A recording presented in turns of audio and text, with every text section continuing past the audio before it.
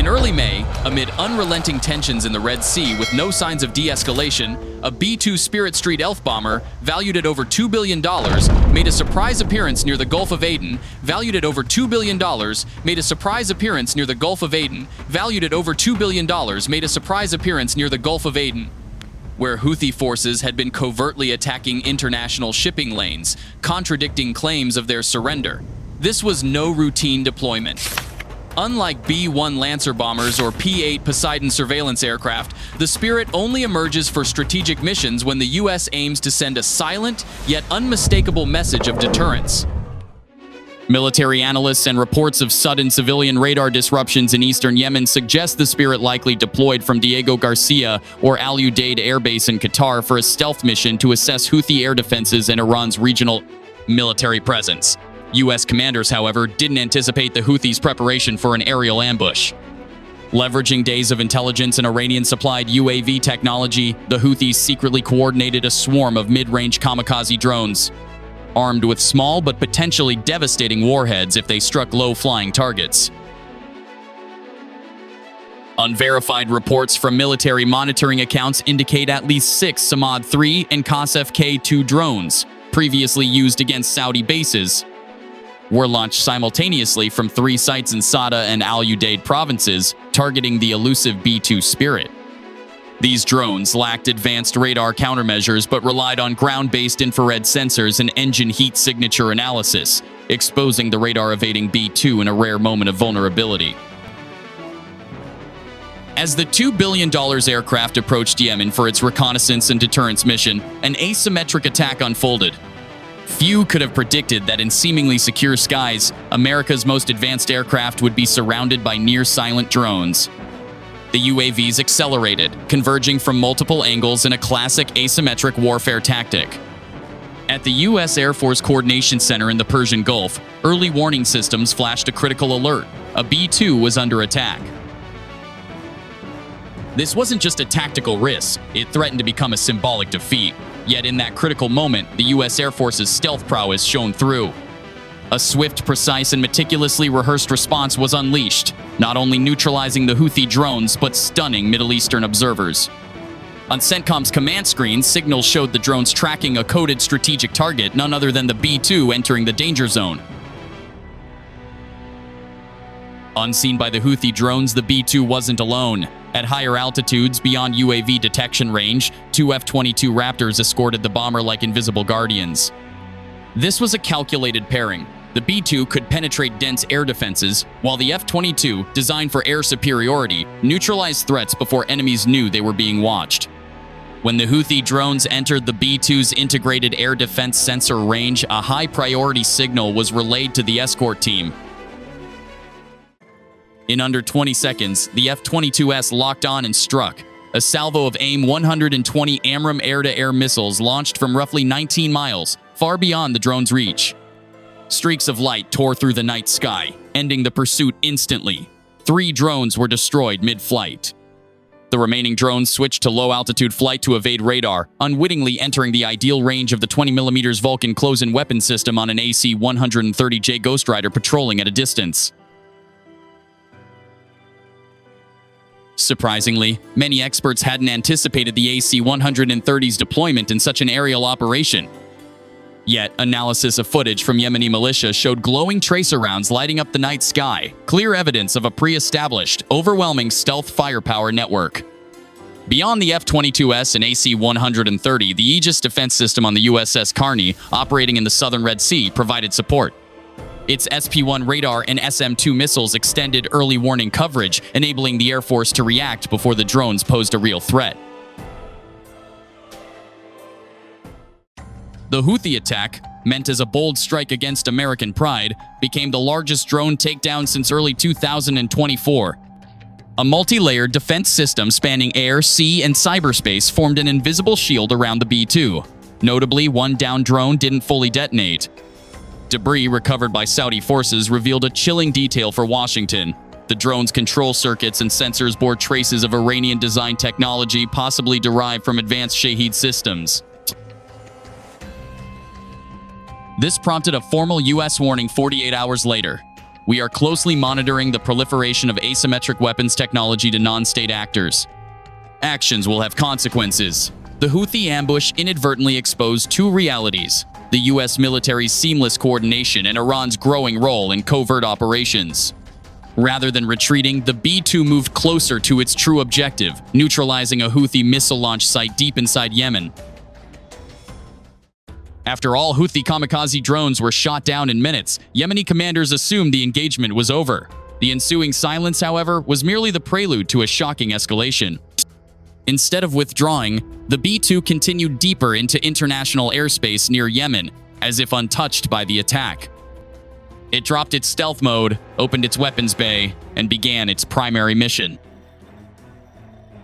Commercial satellite imagery from Maxar and open-source radar data revealed that 45 minutes after the aerial clash, massive explosions rocked Sayada, a city where U.S. intelligence pinpointed a Houthi UAV control center and mobile missile launch site. Before and after images showed fortified structures obliterated, with scorched earth indicative of an attack on underground facilities. Only the GBU-57 MOP, a bunker-busting bomb carried exclusively by the B-2, could achieve such undetected precision. Analysts concluded the B-2 wasn't just bait but a hidden blade, severing a critical link in the Houthi UAV attack chain that had persisted for months. Saudi sources confirmed a sharp drop in UAV incursions into their airspace within 72 hours of the strike. Houthi media remains silent about the Sayada attack, a sign of severe, irreparable damage. Ground data confirmed the target wasn't civilian but a disguised military site, posing as a residential area, housing munitions depots, UAV control radars, and a small runway for mid-range drones. The U.S.'s use of the B-2 reserved for high-value targets underscored the gravity of the Houthi UAV threat, especially as they began targeting military aircraft, not just cargo ships. A post-event report by the International Institute for Strategic Studies IISS noted the Houthis' strategic miscalculation in escalating to this level. They were no longer a local militia but had crossed into the red zone of a global superpower. Crossing that line always comes at a steep cost.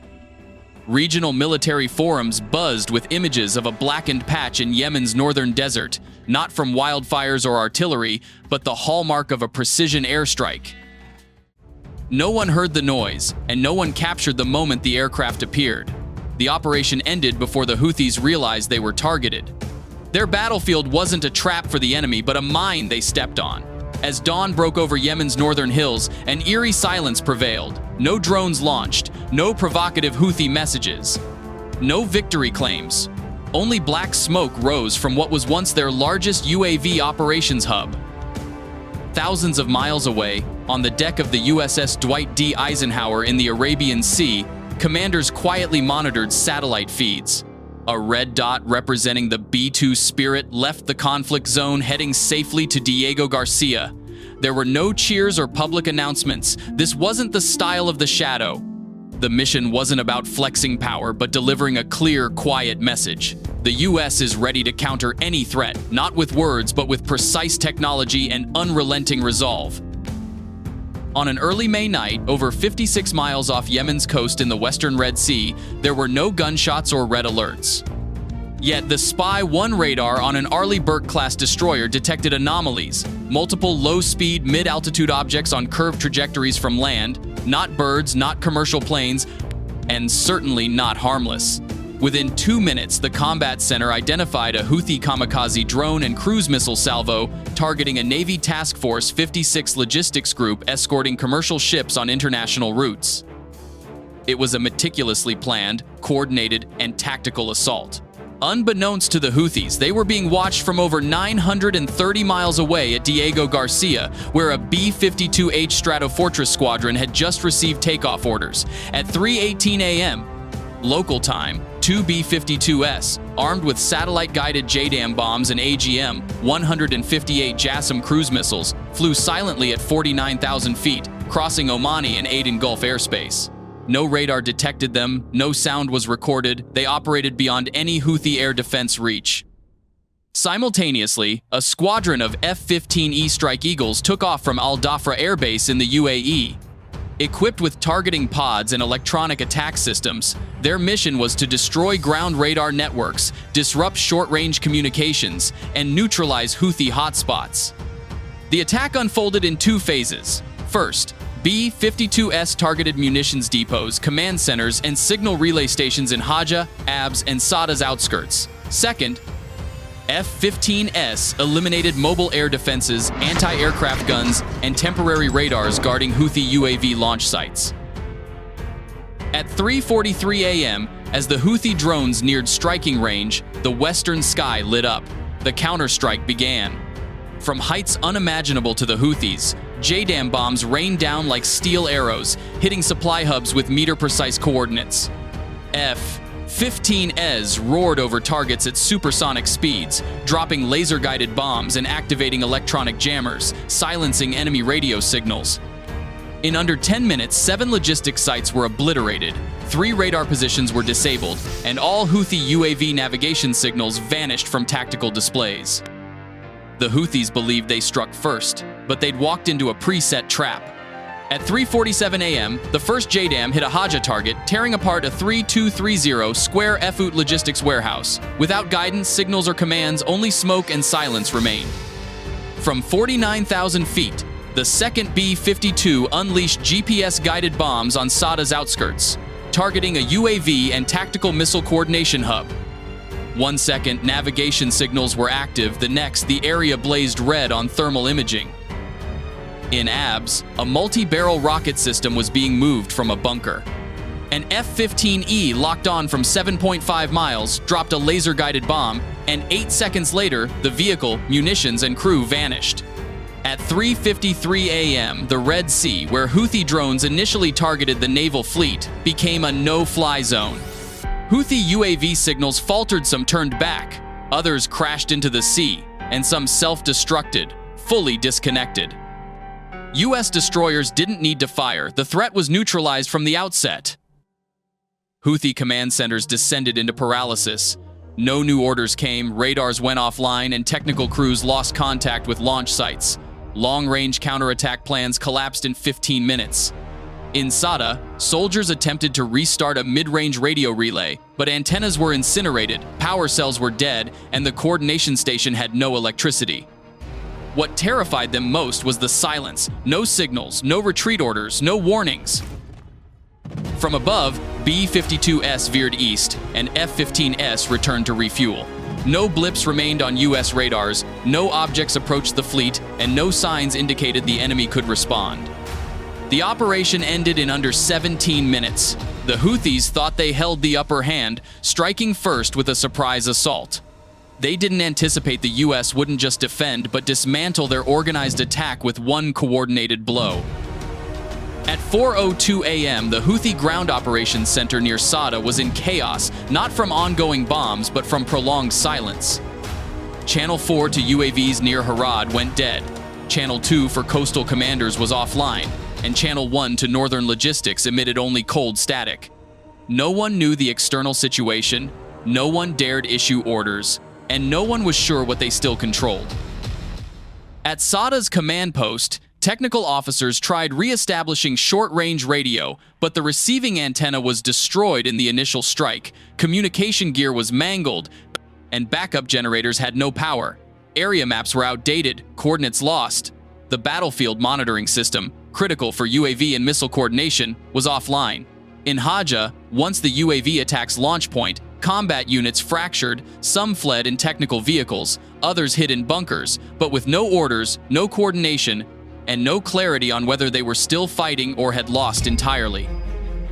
By 4:15 a.m., mobile air defenses operated minimally. From eastern Sada's hills, a 57mm anti-aircraft gun fired blindly skyward without radar or target confirmation, a desperate reaction to being exposed but unable to see the observer. Manpad's launchers were brought out of bunkers, but the B-52's preen altitude was beyond their reach. No warheads locked on. The Houthis realized their weapons weren't built to counter enemies at such heights. Panic didn't stem from further attacks, but from having no moves left and no way to respond. 20 minutes earlier, they were in control, initiating and commanding.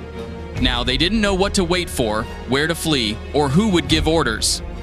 At the local combat control center, the Houthi commander issued one directive: halt all operations, maintain radio silence, evacuate remaining equipment. Not because they'd lost, but because they didn't know if the enemy could keep fighting.